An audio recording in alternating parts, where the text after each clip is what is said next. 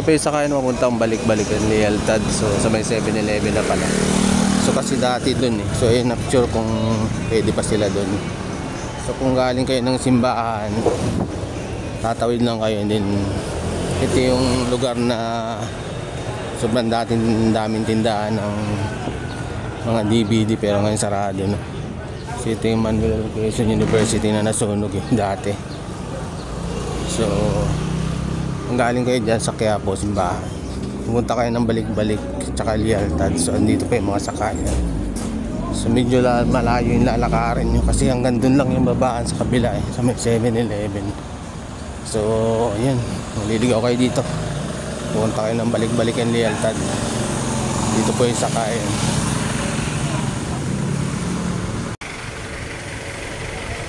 Meron din po pala dito na sakayan na mapuntang Punta Kalintong. So stopin sa PUP. So andito na pala yung terminal. Alam ko dati na rin to, na nalimutan ko lang. So alam ko hanggang dito yung Lealtad balik-balik eh. So kaya lang doon kasi ako binaba sa may malapit sa 7-Eleven. So lalakan na lang po kayo. So yan, papunta na po yan ng Punta. So modern jeepney and ordinary. So pwede nyo po siyang sakyan.